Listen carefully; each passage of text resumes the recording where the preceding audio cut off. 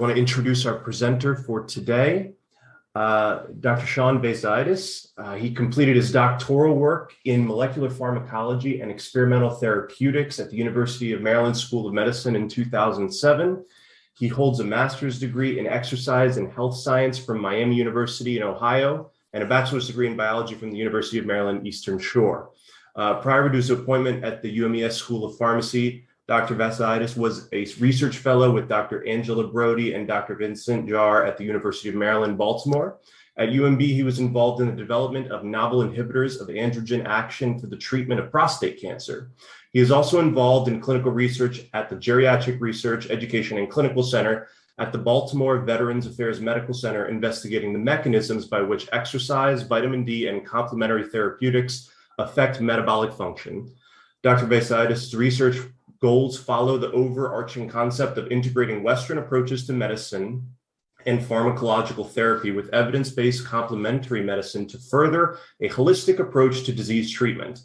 In addition to his research in novel drug development and metabolic function, he has taught Tai Chi to patients with stroke, cancer, multiple sclerosis, cardiovascular disease, and diabetes as part of studies with Johns Hopkins ProHealth, the University of Maryland School of Medicine, and within his own business practice. So let's please give a warm welcome to Dr. Sean Vaizaitis. Thank you very much for the introduction, and good afternoon, everyone. So it's a pleasure to be here. Today, I'm going to talk about pharmacy and what a pharmacist does now, what it's like to be in pharmacy school, how to get into pharmacy school, and answer any questions that you have about pharmacy in general. So my background, I know I have a lot of other things going on with pharmacology and with treatments for cancer and things like that. But let's really focus in on the therapeutic aspects of what a pharmacist can do now. All right, so I'm going to go ahead and just jump right into the presentation.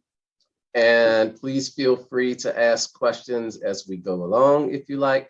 And of course, there will be some time at the end for questions as well. All right. Okay, so just to start out, and you can see the screen correctly and everything here. So, all right, so this is Pharmacy 101, more than what the doctor ordered. Usually people have a certain idea about what pharmacists do and what happens within the healthcare team and within healthcare practice. So when you think about what happens for a patient or when you go to get treatment for some kind of condition, what's the first thing you think about? Probably some visit with a physician, right? So the physician is going to see the patient and he or she will talk with the patient, do this diagnosis and sit down and really try to understand what's going on and come up with the best therapeutic option and what kind of drugs that the patient may need to get better. All right, so then what's the next thing that's going to happen from that part once they've decided on the treatment plan? They're going to call the pharmacist, right? So they're going to call the pharmacist. Hey, pharmacist. And pharmacist is, I said, hey, pharmacist. Yes. Give my patient the drug. Toss the subscription over, point, bounce off the pharmacist's head, and the pharmacist then has to go take this prescription and try to figure out what it is.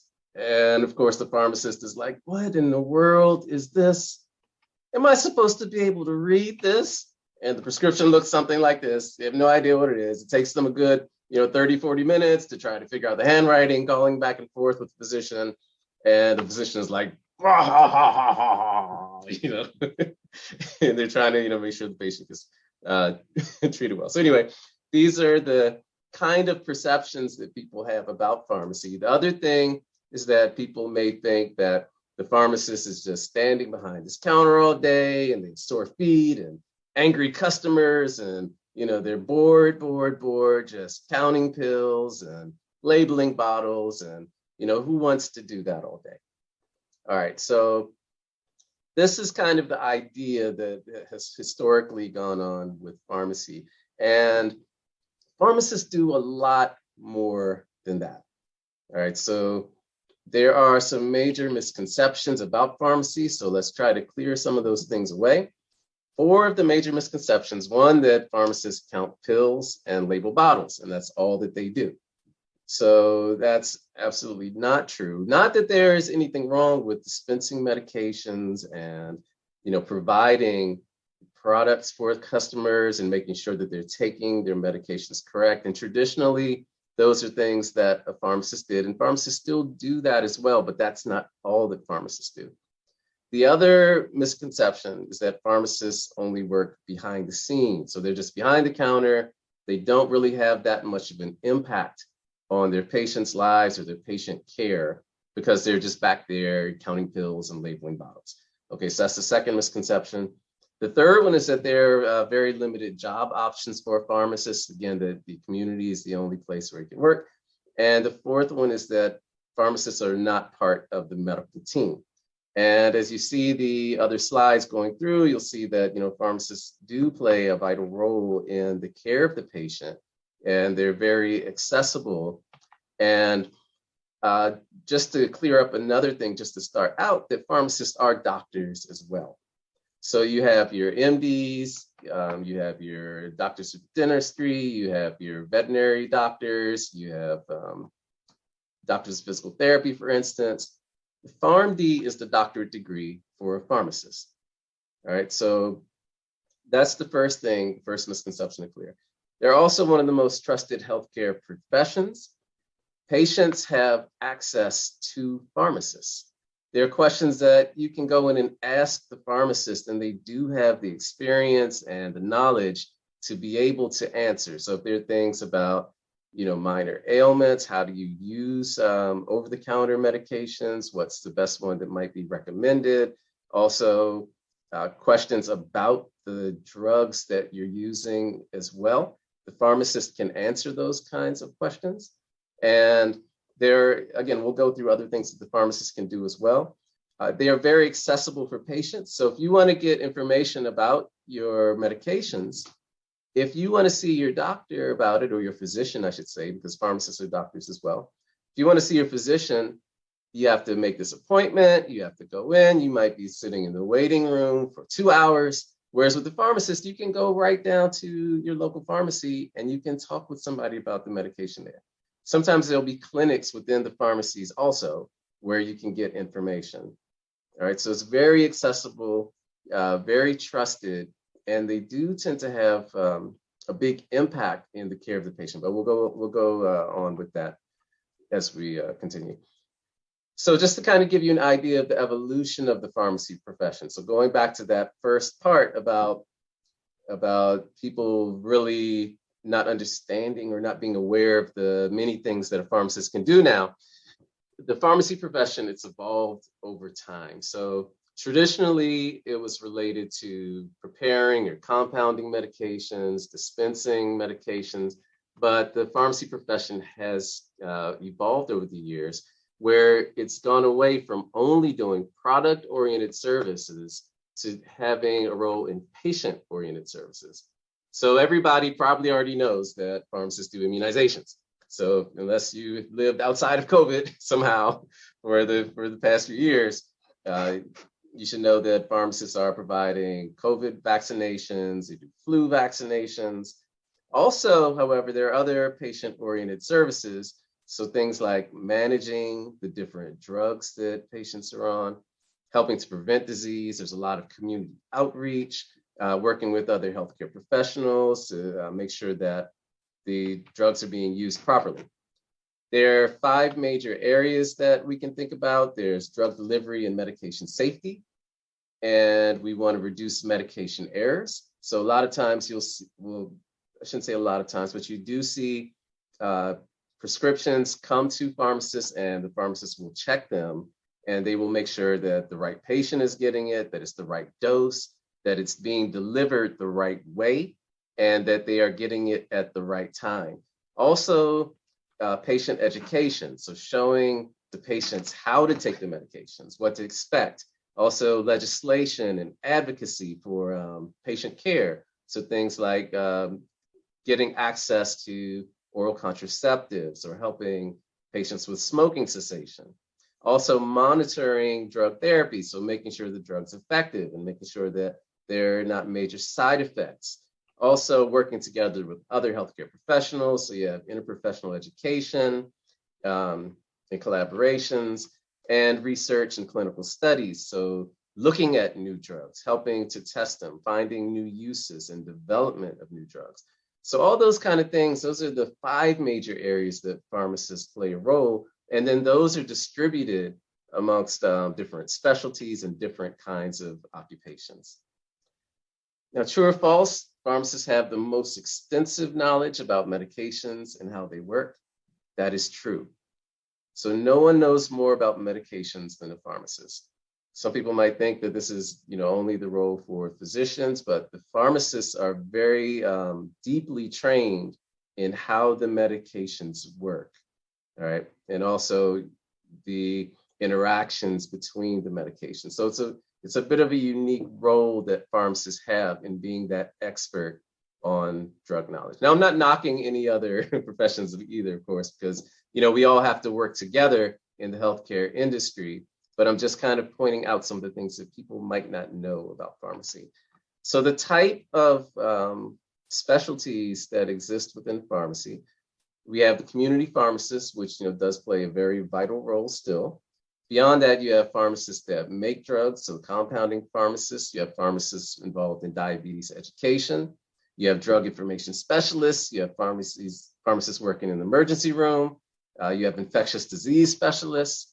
You have nuclear pharmacists that deal with radioactive medicines. You have oncology pharmacists dealing with cancer drugs, pediatric pharmacists dealing with drugs for children, also veterinary pharmacists. So if you love dogs, woof woof, and kitties, little kittens, where do you think those drugs are coming from, or who's compounding the specialty drugs that you might need for your beloved pets? So that's another area where you might see pharmacists working. The community pharmacist, of course, is going to be very accessible. They can help counsel patients. The compounding pharmacist, again, like I said, that can involve creating customized drug for the patients as well. All right.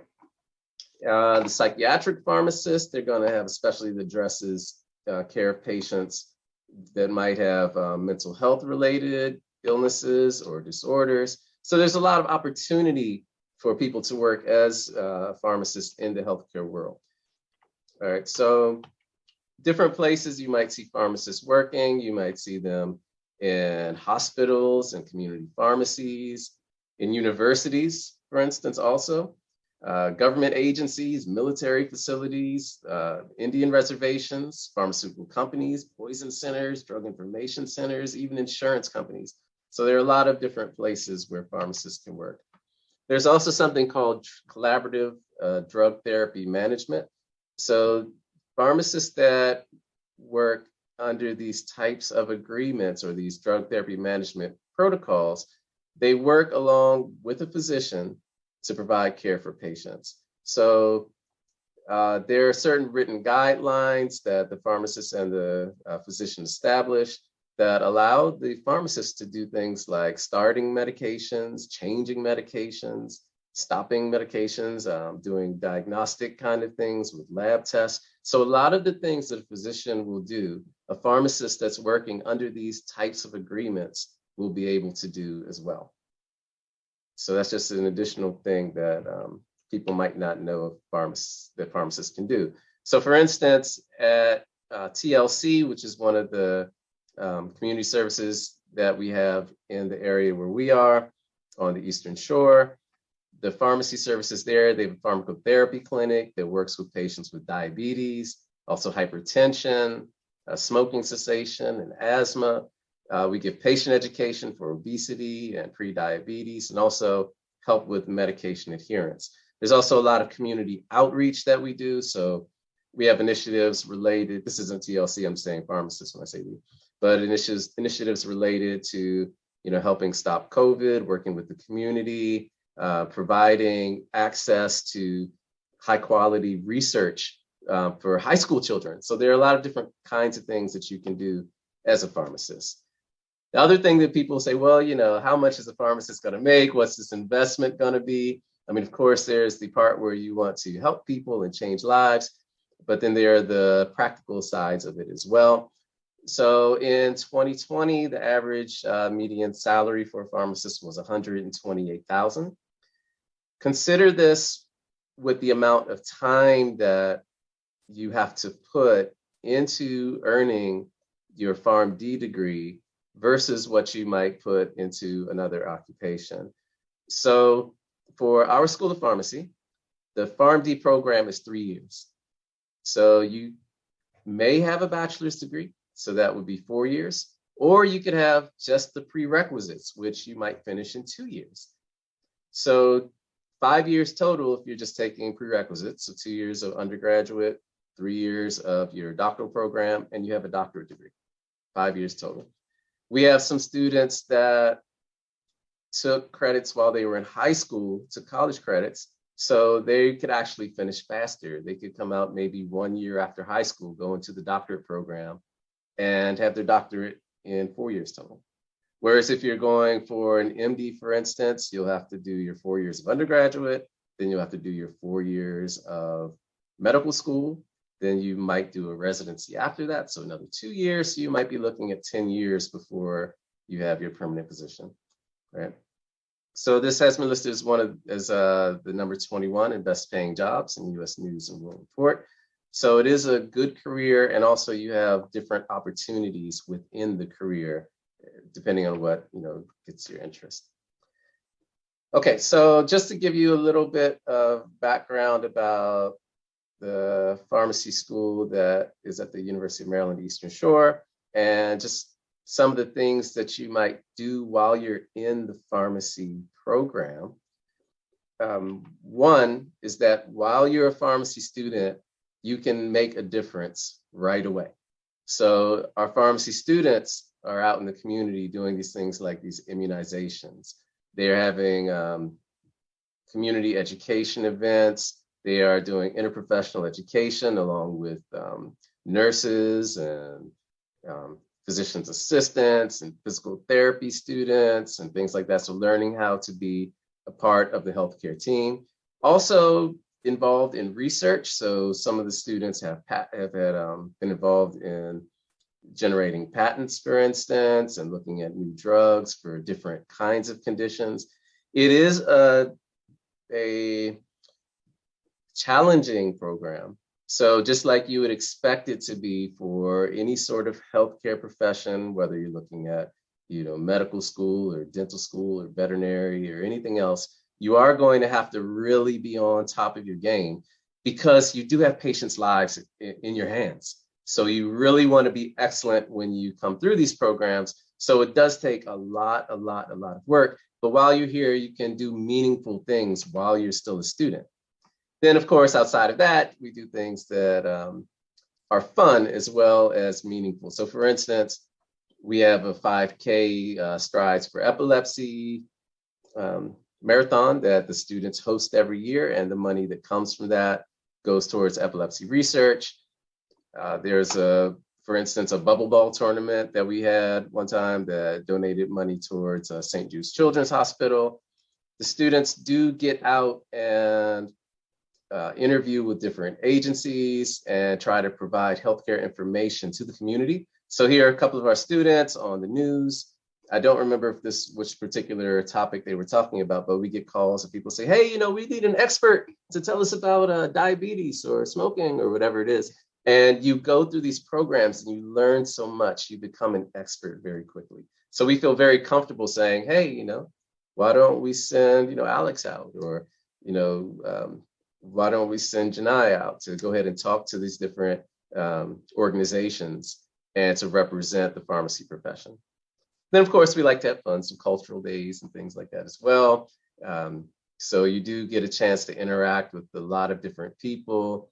You have diverse experiences. So all that within this idea of very, structured and consistent and, rather intense learning experiences as well. The first 2 years in our program, at least, you would be in the classroom, and then the last year you would be out in the pharmacies. With just the small exception, those first 2 years, you do have some pharmacy experiences at the end of each semester as well. In a 4-year program, you would have the first 3 years being the years in class, and then the last year is the one that's the 4th year would be your major rotations. So that being said, just a couple of other things, just to let you know the kinds of things that we do. We do have students that participate in medical missions. So I know this is during COVID, some of these things have been limited. We have a trip going to the Dominican Republic either later this month or next month. So we still get out as much as we can, but there are opportunities to travel and learn as well. So we've had students in Spain, for instance, doing medical Spanish. We had an India student exchange program where some of the pharmacy students were working in a hospital in India. And Nicaragua, they were working with plastic surgeons, actually, trying to fix cleft palates and breast reconstructions, and having some cultural thing while they were there as well. So they visited an active volcano, for instance. We had trips to Vietnam and Haiti and Peru, for instance. So there are ways that you can get a global perspective and also have an impact on the global community while you're a student in pharmacy school. All right, so that's just kind of a little bit about what happens when you're in pharmacy school. So let's talk about how you can actually get into pharmacy school. All right, so this is an insider's perspective from the admissions committee. I was assistant dean for student affairs before this, and I was also the chair of the admissions committee, and I was on the admissions committee from 2011 until last year. So if you want to go to pharmacy school, here are some of the things that you should think about. All right, the first one is, how does the school that you are looking at evaluate an application? Some schools will take a strictly academic approach where they look at things like your GPA and the test scores. Some schools will take a holistic approach where they're looking at your academics, your experiences, individual characteristics as well. So they try to look at many things besides just the academics. A lot of schools are going more towards a holistic approach now. That's where our school would fall under. The idea of all that is for the committee to be able to assess your ability of completing the program, because we don't want you to come in and not do well. All right, that doesn't help anybody, because you're going to spend a lot of money, and you should not lose time. We have a 3-year program. It's the only 3-year program in Maryland. We very much value your time, and we want to make sure that you come out excellent and you can complete it within the time frame. All right, the other thing, of course, is effectively treating the patient. This is a very serious career choice. So, we really want to make sure that you have the understanding as you come in so that you'll be able to progress through and make a difference in the patient's lives, improving their lives and not doing any harm to them. So it's a tough evaluation of the applicants, but if you're prepared for it, then you can do fine. All right, so when you're thinking about how do you make yourself a more attractive candidate, there are 3 major things that you want to look at. Of course, the academics. So you want to have a nice track record of doing well in your courses. If you haven't done well in a course, you can repeat a course, but you want to have a strong foundation coming in so that you can build on top of that foundation, and you can get better and better as you go through the program without having to go backwards too much to relearn things. All right, so your experiences will count. So if you've been able to shadow a pharmacist, volunteer experiences, so I'll talk about those things in a minute, and also the soft skills, that's very important. Your communications, the way that you interview, that can make or break you in terms of getting into a program and getting a job afterwards. If you talk to any employer, if you bomb the interview, no matter what your resume or CV looks like, you're going to greatly reduce your chances of getting a position. All right, so those are very important as well. So for the academics, you want to have a context for your academic record. So we look at things like the difficulty and appropriateness of the coursework. So if the grades are not as good, but the person has taken very difficult classes, it might be more favorable than somebody that's taken easier classes, but they had very high grades. So it's not just the GPA. There are other things that we consider in that as well. And then are the courses suited towards the profession? So maybe in the prerequisite courses that you need to get in, the courses that you strictly need, maybe you have, B's, A's, and C's kind of mixed. But if you've taken upper level courses that are harder, then that might offset the courses that you took earlier on. All right. Other things are trends in coursework. So if you had some difficulties, say in the first couple of years, you just get out the house, you partied a bit, and when you first came to school, it happens sometimes. But later, your grades got stronger and stronger, maybe as you kind of found yourself and what you wanted to do within your career, then we would consider that as well.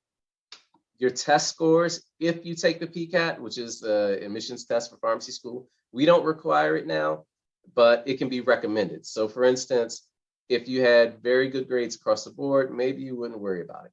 But let's say if you had some weaker scores in math, for instance, then maybe you take the PCAT and you show that you have a solid background in math by having a higher math score in that. And that can offset what happens in your courses. And then, of course, any mitigating factors. So, what were you doing while you were taking these classes? Were you working full time and raising a child while you were taking particularly difficult science classes? So we look at those kind of things as well. So we want to see your academics in context of your whole life and what your story is. Following up with that for your experiences. And again, this relates with academics as well. So we're looking at it as a whole picture. But if you have healthcare experience, that'll be helpful. It can be paid experience or it can be volunteer work. So whichever one you can get, then just try that.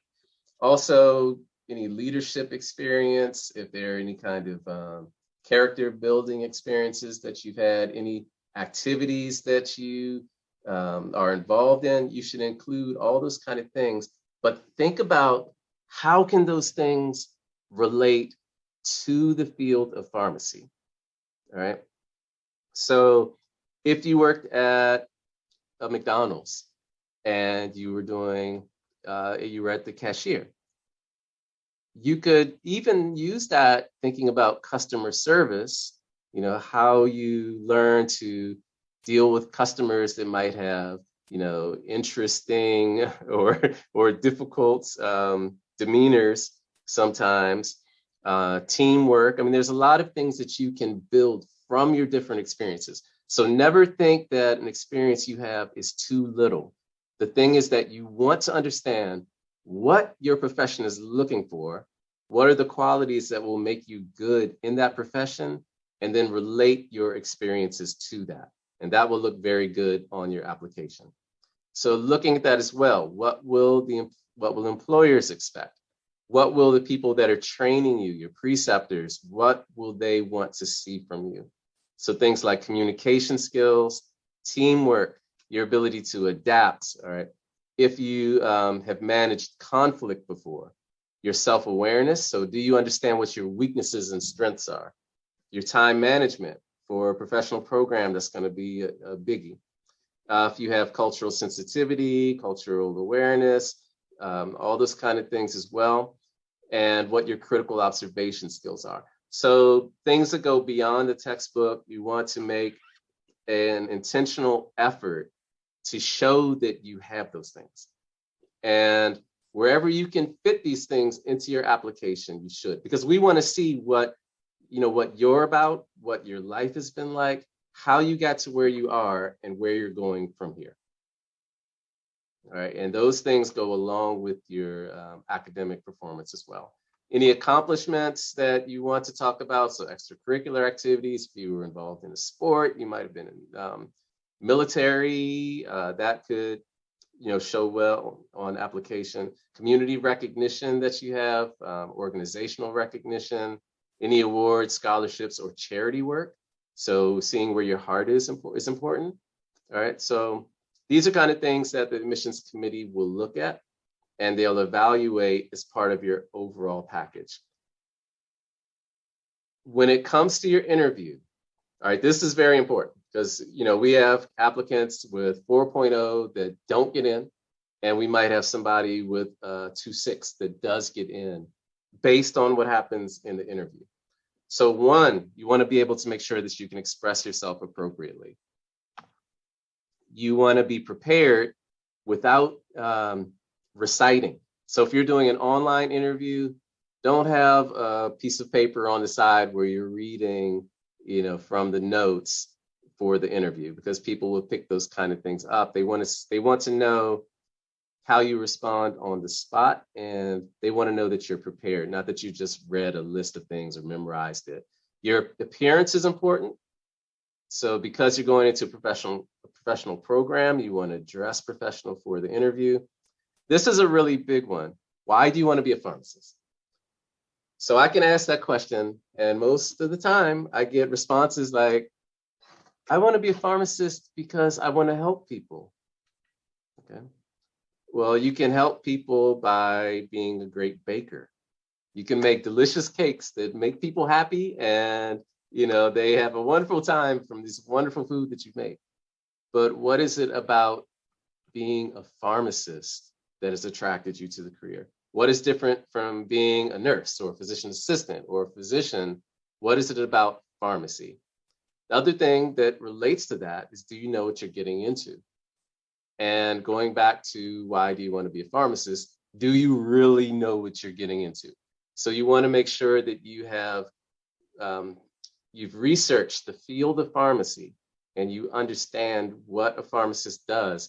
And even better, if you've researched the school and you know what the curriculum is like in the school, what the lifestyle is going to be for you in the school, what kind of time management skills. And if you don't know those things, if you can't find those things online or somewhere, then ask them as questions in the interview to show the committee that you want to know what you're getting into, so that you've researched some, but the things that you couldn't find from the research, you're interested because you want to be well prepared.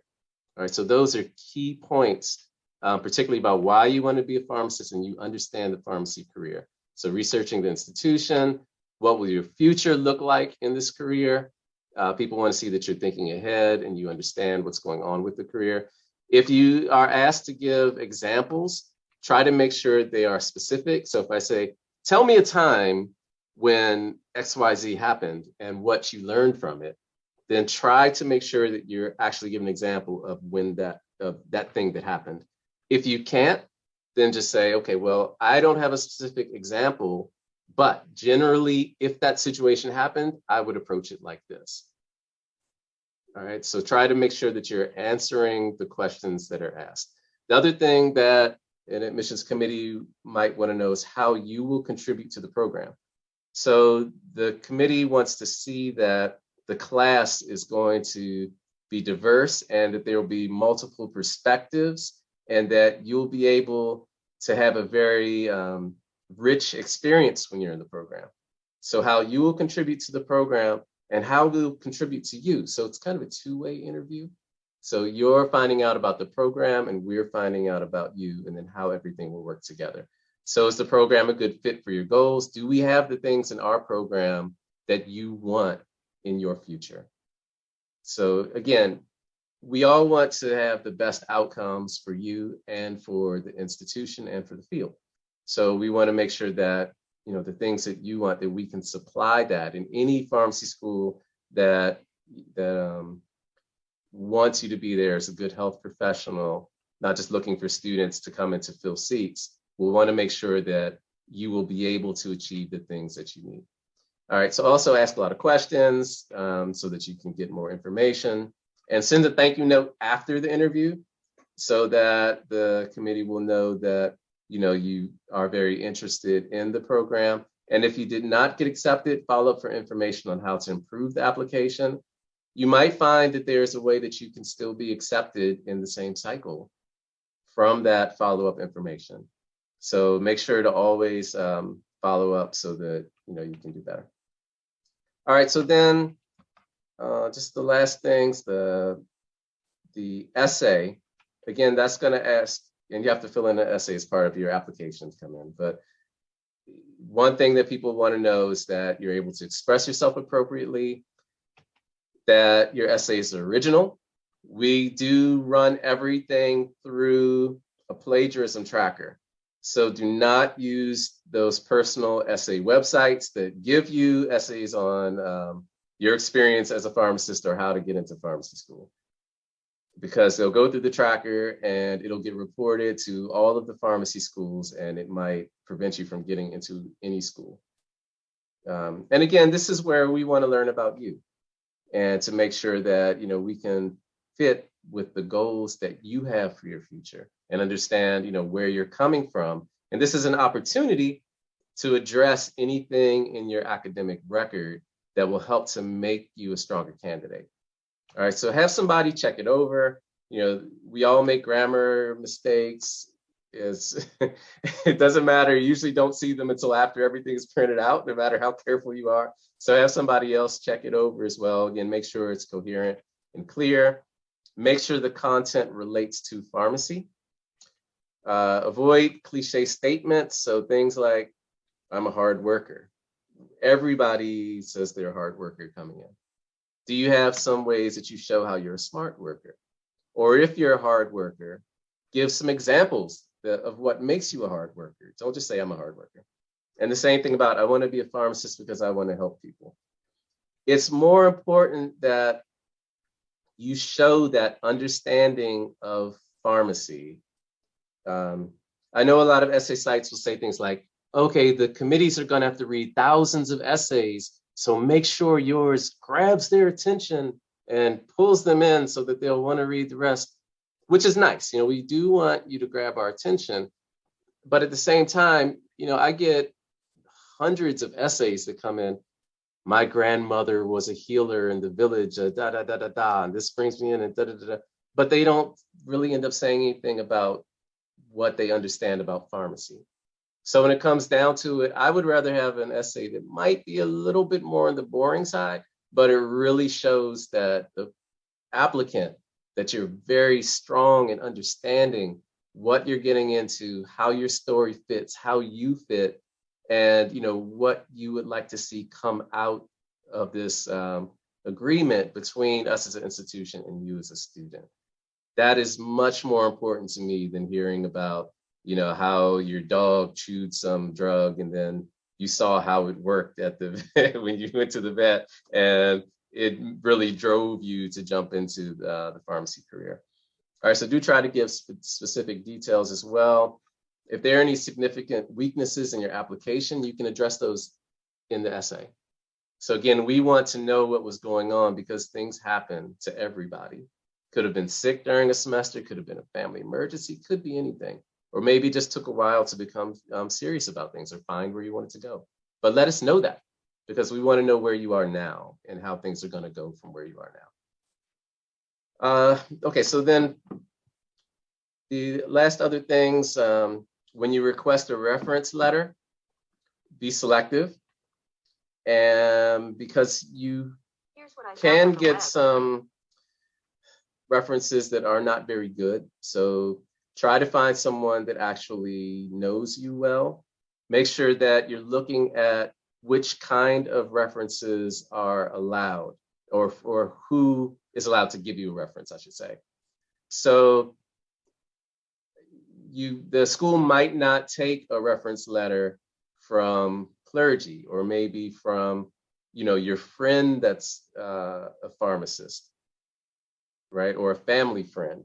So try to find somebody that's appropriate based on what the school's criteria will be. And that'll be listed on the application sites or the school's websites. Usually we want to see a reference letter from a professor. You know, a reference letter from a pharmacist is always good as well. Give information to the writer so that, you know, even though the person will know you, but provide them a little bit extra so they can hit all your strong points. We don't want to see red flags in a reference letter. So these are some of the main things. So if the person says, you know, I don't really know this person very well, I'm not sure why they asked me to write a reference, or this was another student in my class, then it might not be the best person. It can be an honest appraisal. So it doesn't have to have everything marked as excellent. Actually, we prefer that because then again, we know what you're coming in with, how we can help you, and what the referee feels your personality's like and things like that. So it can be honest. It doesn't have to be all, 5 out of 5. All right. The person should know you well enough. Unfortunately, we do get generic letters where the person giving the reference might have the wrong name. They might have, I'm happy to recommend Sean to the veterinary medicine program in California. Oh, like, no, this is a pharmacy program. So try to to make sure that they are tailoring your letter appropriately. I know it's kind of hard because you might not see the letter, but try your best to get people that are going to give you a positive reference, and they're people that know you. So think about that in advance and work with people through your time in undergraduate so that you'll be able to have those references, so that at the last minute, you don't have to think about, oh, who am I going to get to write a reference letter? Okay. All right, so that will wrap up my section on the pharmacy profession and general questions about the general information about pharmacy programs and the tips and pointers on how to get into pharmacy school. So do we have any questions? Go ahead, Niharika. Oh, hi. I'm sorry. I didn't realize I was the first one to ask a question. First of all, Dr. Vesatis, thank you so much for this phenomenal talk. And we really need this kind of information. And as a teacher, it helped me a lot so I can help the students when they apply. I have one question. Last year, I was trying to help a student and did a lot of research on these questions. And there is one question that kept coming in all the websites. And it is like, if you see your friend who is also a pharmacist, maybe doing something wrong, like stealing drugs or some such, what would you do? And I was always confused because, yes, I would not want to report somebody, but this is a profession where people's lives depend on you. So how do we address this kind of questions? Okay, now these are good questions. These are ethical questions. And you, as I say, you hit the nail right on the head that because this profession has a high responsibility to making sure that patients are going to be safe and well cared for, and that there are not going to be abuses. The way to address it is, even though if it is a friend or a coworker or a colleague, that you have to do the ethical thing and make sure that that this kind of thing is not happening. Now, we do get very interesting answers to these kinds of questions. A lot of times, it might not be stealing, but maybe it'll be something that's a little more vague. I mean, if it's stealing, then the person should be reported. But if it's something like, your colleague comes in and smells like alcohol, or, they see that one patient is a drug user, that they know this patient is a drug abuser, and they have two patients to treat, and they don't have enough drug to give to both, and what they do, they consciously give it to the other person rather than the one that's using drugs. So things like that come up as well, where it's a little bit gray.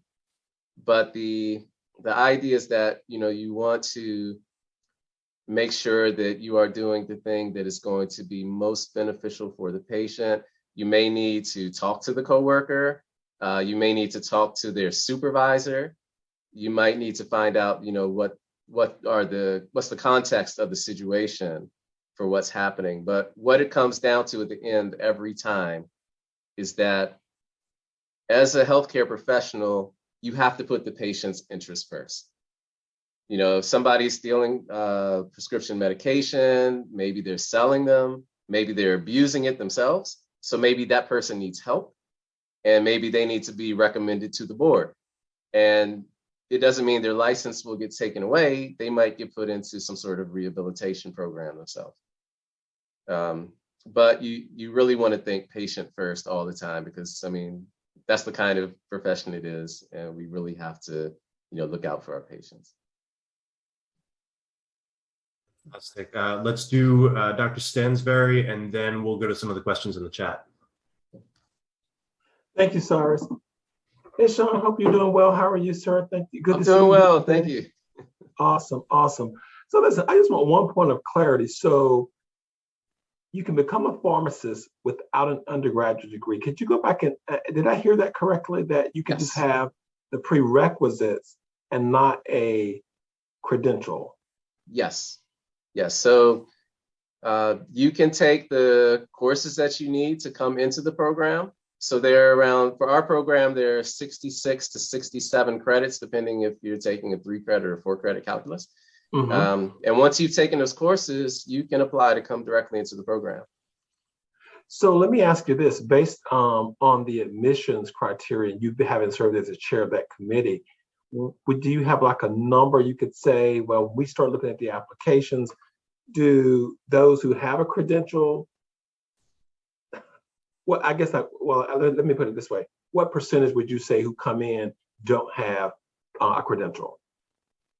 I actually do not know the numbers offhand, okay. but what I can tell you, I mean, if you have a bachelor's degree, we do like that, because usually someone with a bachelor's degree has taken upper level courses. So for instance, if you're a chemistry major, then you probably have some more advanced chemistry classes that can help you, or same for biology. But I mean, we've had one student was a golf major, but he took the prerequisites. So he was a golfer, but he got into the pharmacy school and he did very well because he did well in his prereqs. So there are different ways you can come through. We've been working together to see about developing, the dual degree kind of thing, where the students could do 3 years at your institution and 3 years at ours. So that might be a possibility for the future. As a separate way, besides doing 2 years of undergraduate and 3 years of PharmD, or 4 years of undergraduate and 3 years of PharmD. So there are different ways you can come in. Okay, that's very helpful. Thank you. Thank you. While we're on the topic, just one follow-up question there. So the students should be, at the very least, if they even still plan on going to pharmacy school, they should be on track to finish a major at the very least while they're completing those prerequisites. Would that help, or does it not matter? It doesn't matter, but I mean, if you have a bachelor's degree, like I said, because you might have those extra courses and things, we do like to see that, but we don't discriminate if someone does not have the bachelor's degree. So for instance, we'll have adult learners that, don't want to spend 4 years to get an undergraduate because they know they want to be pharmacists. So they just say, okay, look, I just need to take these prerequisites and go straight to pharmacy school and get my doctorate. And that's fine, because that person's focused, they're driven, they're motivated, and they know what they want to do. So as long as they have that foundational knowledge, we are happy with that. Understood. All right, I'm going to go to the chat for questions here. First one's from Milham. Are there any courses you would recommend to take that may not be in the prerequisites but would help an applicant stand out? Okay. All right. So biochemistry would be good. I would try to be strong in mathematics courses. Doesn't mean you have to take any advanced courses in that, but if you're strong in that, it's helpful. Also, if you can find courses that are, it's hard to find pharmacology courses, but any things that are related to drugs, medical terminology is nice, because medicine is a language. All right, so if I just start speaking to you in Japanese, if you don't know Japanese, you're going to have a hard time understanding what's going on, right? So the same thing, if you're in the program and you're seeing all these different words that you don't understand, it's going to make it more difficult for you, because you have to learn the words and the language in order to be able to interact in that forum. So understanding those things would be very helpful for you. But things like biochemistry, advanced biology classes are always good. Anything that's dealing with healthcare, could be healthcare policy even, is fine. But the main thing is to get that strong foundation so that you'll be able to go through the program with less effort for yourself in going back to learn things that you might have missed earlier on. So biochem, advanced biologies, chemistry classes are good, and anything related to therapeutics or medical terminology would be good. I just dropped those courses in the chat in case you didn't get a chance to write them down. Next question from Danny. Could you, which type of pharmacist is the highest in demand, and would that change in the future? The highest in demand. All right, so that's an interesting question. So it it varies depending on the the medical situation. So of course, right now with COVID, there's demand for pharmacists to do these kind of vaccinations and things like that as well. In general, the field has been moving more towards being able to provide clinical type services. So there's always demand for community pharmacists, but as it's been moving from that products, servicing products and getting products to people to being able to help people manage their therapy, see if they have if they're taking too many medications, or they have medications that contradict each other and it's going to be harmful to the patient. Those things have becoming more in demand. I see a lot of pharmacists going to industry now. And, again, these are things that change, especially now with COVID, as working conditions change in community pharmacies and hospitals. And it's really strange right now because people, like everybody, no matter in which area, seems to be wanting to switch somewhere else, because through the whole COVID thing, people have been getting kind of tired of what they're doing in that particular area.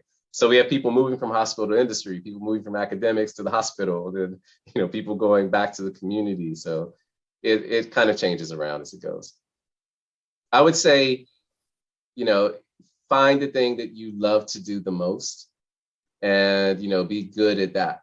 Because usually if you're good at what you do, you'll be able to get a position doing that thing, and you'll do it well because you like to do it. And the rotations you do at the end of during that third year will help you see the different areas of pharmacy, because you go through different types of pharmacy during the rotations. Sorry, it's kind of a long answer. No, that's a great answer. So I guess we could imagine that there's room everywhere for every type of pharmacist, or at least somewhere. Mm-hmm. Oh, yeah. Okay. Not seeing any questions or raised hands in the chat. There is one I got before the session started, and it was for someone who couldn't make it. But are there any type of ethics courses that or students would be recommended to take before, or actually will be taken during pharmacy school? Sort of bioethics, drug and alcohol abuse, that sort of thing. Yeah, so you do have those kind of courses in the pharmacy program. So you have courses that are going to focus on ethics, and there's a lot of professionalism type training as well. So it kind of all wraps into that. I can't think of any particular ones before you come in that are, that we require or anything like that. Mm-hmm. But, having an understanding, wanting to do the right thing, that's just very important. So I would recommend, reading up on those kind of things just before an interview, for instance, not just before it, but, before the interview, so that you're at least kind of familiar with some of those issues should those questions come up. All right, everybody in chat, last chance to get some questions in before we wrap this up. I'll throw one more thing in there that I like to ask all the presenters. Any book or reading recommendations for our students before they might go to pharmacy school?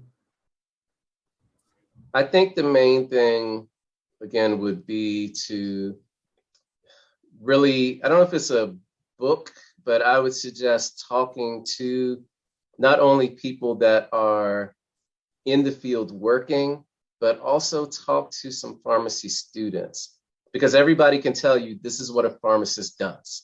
This is what life will be like as a pharmacist. But it's very unusual for you to get information on what it's like to be in pharmacy school, because you'll have to make certain sacrifices. Your parents and friends and loved ones, they might not understand what you're going through, because it is rather intense. It doesn't mean you can't do it. People come in, they graduate all the time, but it is intense. And I would just try to prepare for it and try to make sure that your support system is in place, so they have an idea of, your cousin might be getting married, but you can't go because you need to be studying for your next exam that's coming up, or you're working on some community outreach kind of thing.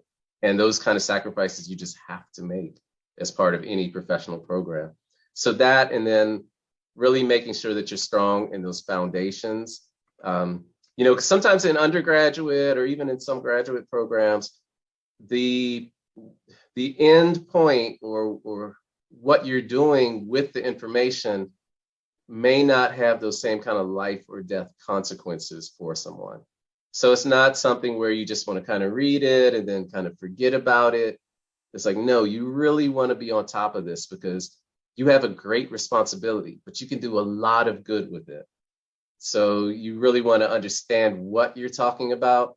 If you're reading something, don't just read it and say, insulin is going to help to reduce glucose in the body. And then you can repeat that back. Insulin is going to help reduce glucose in the body. And somebody says, what is insulin? It helps reduce glucose in the body. And then somebody says, well, what is glucose? And you're like, it's that thing that insulin helps bring down. It's like, no, you have to understand what you're saying. And that's the really important thing. You should be thorough enough that you know what you're talking about and what you're doing, because like I said, people will really look up to you and respect you, and your words will mean a lot. So make sure you know what you're saying. That would be my best advice. And I'm glad you mentioned that, because on Wednesday at 3:00, to everybody in chat, we will actually have a pharmacy student in the career panel as well. And they're going to be talking about their experience. And it's exactly what the doctor just mentioned. All right. Well, I'm not seeing any more questions or raised hands in chat. Once more, I know we could we have a virtual round of applause for Dr. Vasaitis? And if there are any additional questions, right? Oh, thank you for dropping your email there. Other than that, I think that will conclude the session for today. So thank you so much for coming. This has been an extremely big help and a very important presentation. And I hope we look forward to seeing some BGC students' applications in the UMES mailbox. Yeah, just let me know that that you were in this presentation, and I'll look out for it. Awesome. Well, thank you so much. You're very welcome. Thank you again. I'm going to drop the link to the survey one more time. Have a fantastic day, everybody.